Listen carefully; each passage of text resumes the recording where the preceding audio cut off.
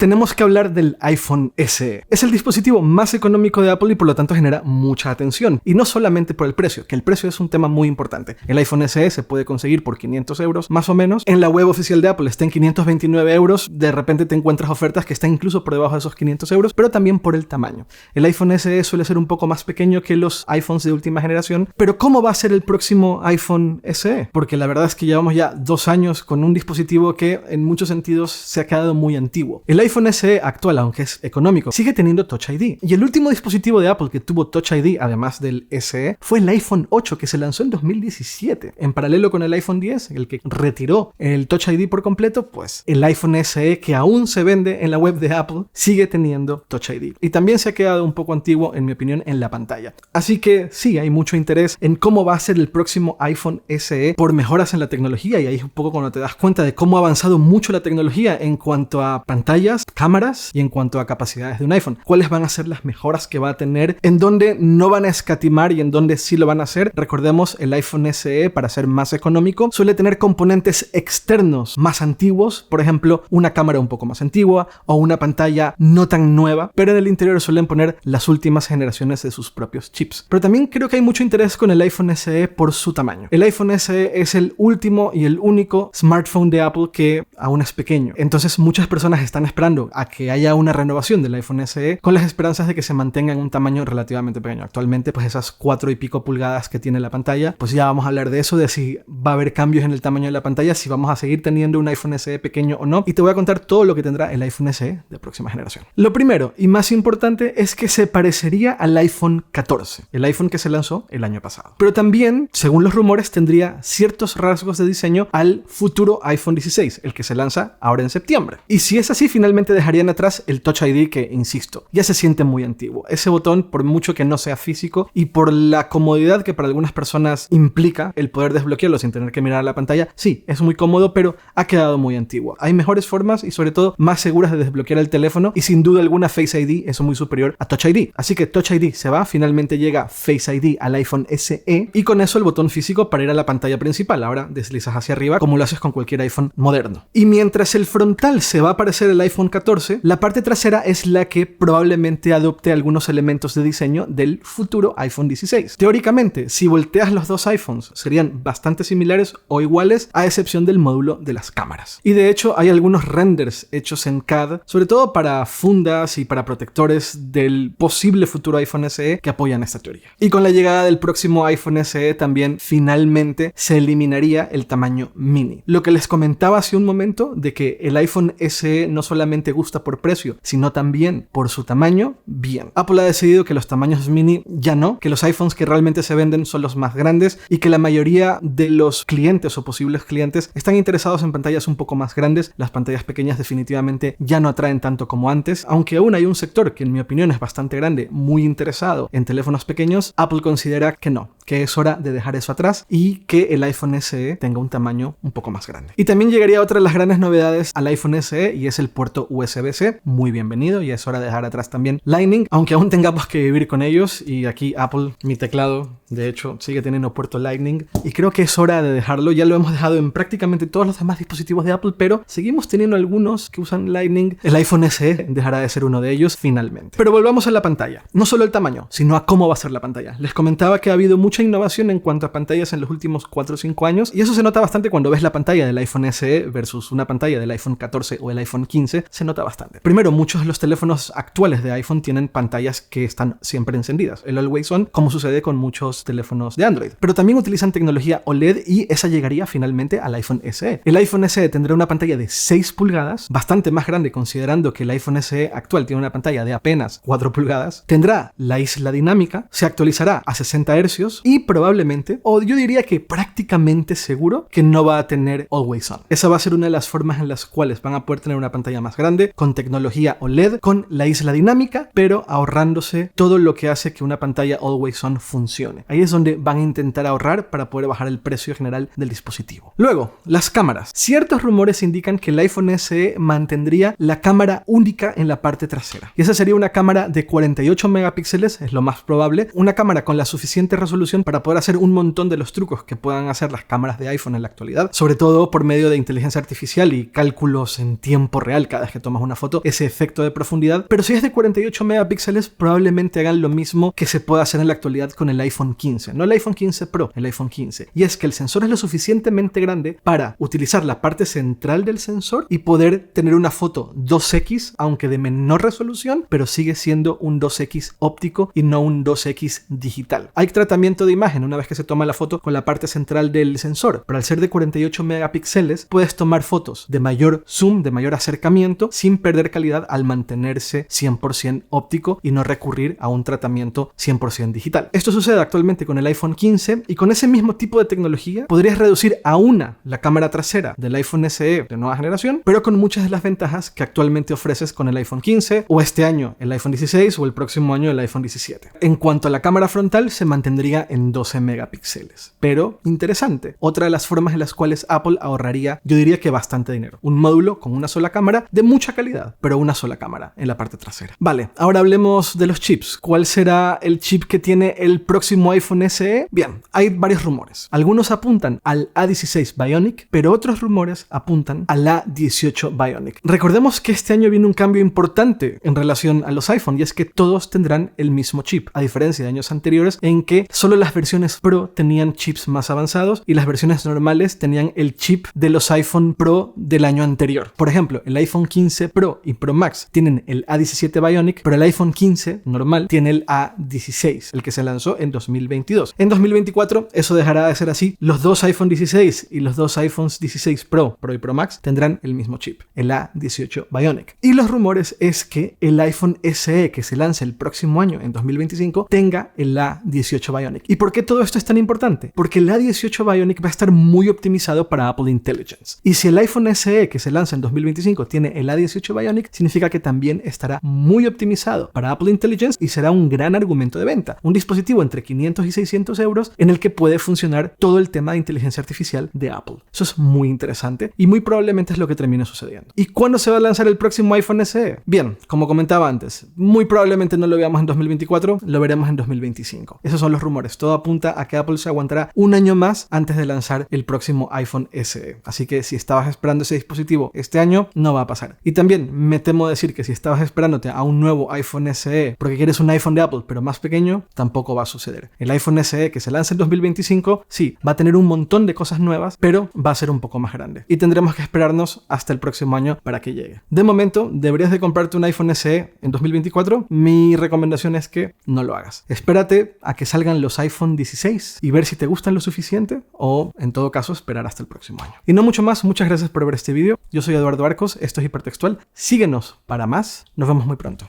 Chao, chao.